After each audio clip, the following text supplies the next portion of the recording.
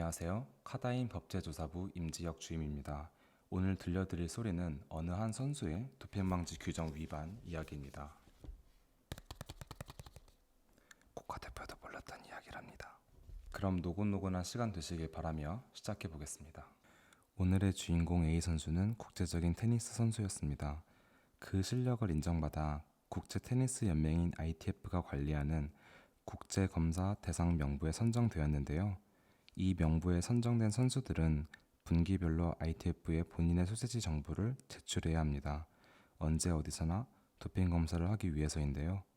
참고로 12개월 동안 3회에 걸쳐 이것을 제출하지 않거나 불시에 이루어진 도핑 검사에 실패할 경우 도핑 방지 규정 위반에 따라 제재를 받을 수 있습니다. 여기서 제재란 경기 결과 시료, 선수 자격 정지, 도핑 방지 규정 위반 사실 및 결과 공개 등이죠. 하지만 A 선수는 불시에 이루어진 3번의 검사를 모두 실패하였습니다.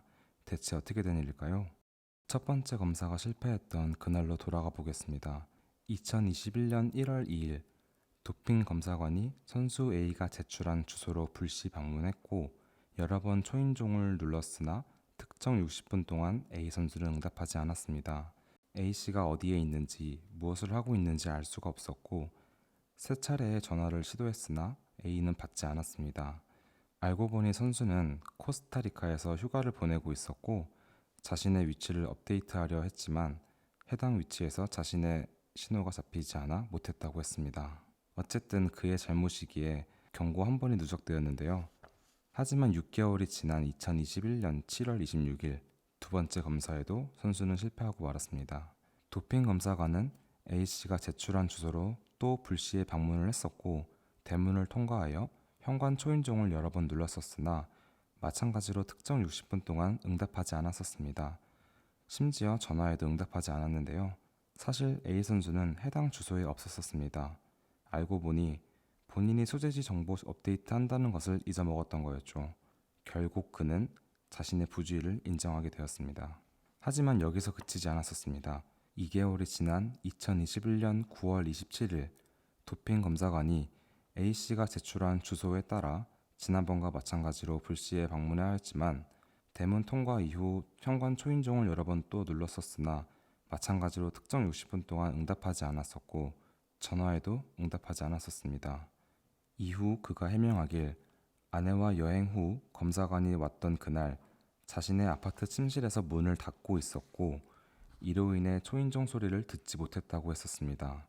A 선수는 정말 듣지 못했던 것일까요? 이에 따라 ITF, 즉 국제 테니스 연맹은 선수에게 도핑 방지 규정 위반에 대한 통지를 보냈었는데요. 선수는 두 번째 상황에 대한 잘못만 인정하였고 첫 번째와 세 번째는 부인하였습니다. 결국 스포츠중재재판소 카스에서는 해당 사건에 대한 청문이 진행되었습니다.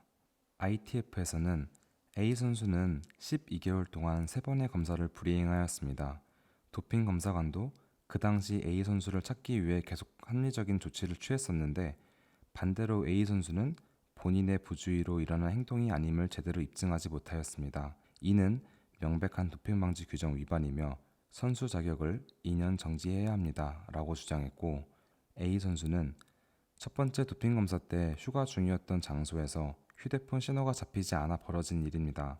이런 적은 처음인데 저는 절대 부주의하지 않았고 오히려 도핑 행정 관리 시스템에서 타지에 있던 제 서버를 차단했기에 일어난 일이라고 생각합니다. 그리고 세 번째 검사 때는 최근 저희 아파트에서 큰 파티를 하느라 인터폰 볼륨이 낮아져 있었습니다.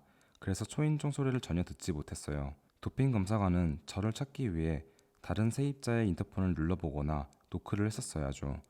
저는 검사관이 전혀 합당한 노력을 하지 않았다고 생각합니다. 그리고 만약 검사관이 노력을 했었더라도 제 인터폰에 결함이 있었고 볼륨이 평소보다 작은 걸 몰랐기 때문에 제 과실로 간주되어서는 안 된다고 생각해요.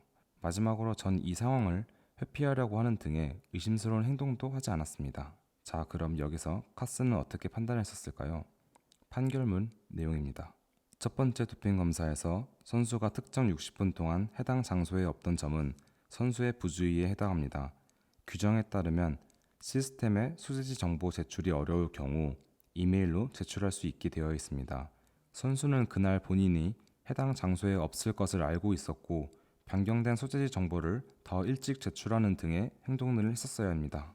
도핑 검사는 불시에 진행되며 사전 미통지 원칙입니다. 세 번째 검사의 경우 선수는 제출한 소재지 정보에 따라 해당 장소에서 도핑 검사가 이루어질 수 있도록 했었어야 했고 이것이 선수의 의무입니다. 도핑 검사관은 선수 아파트 홀에 머무르며 선수의 아파트에 불빛이 있는지 확인하는 등 선수를 찾으려 노력했습니다. 제한된 위치에서 선수 이외의 사람을 적극적으로 찾을 의무는 없습니다. 다만 선수는 진실을 증언하며 정직하게 답변하려 했던 점, 자신의 행동과 결과를 깨달은 즉시 잘못된 점을 바로잡으려 한 점 등을 고려하여 1년 3개월에 해당하는 자격정지를 결정합니다. 여러분, 금지 약물이나 방법을 사용해야만 도핑이 아닙니다.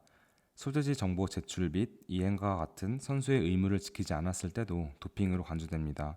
정확하게는 도핑 방지 규정 위반이죠. A 선수와 같이 검사 대상 명부 또는 검사 대상 후보 명부에 해당되는 선수들은 소재지 정보 제출 불이행에 발생하지 않도록 본인이 정확한 소재지 정보를 지정된 기간 내에 제출해야 하며 자신이 제출한 해당 시간과 장소에 머물러야 한다는 점 잊지 않으시길 바랍니다. 그럼 오늘 저와 ASMR 시간을 함께 해주셔서 감사합니다. 따뜻하고 편안한 하루 되세요.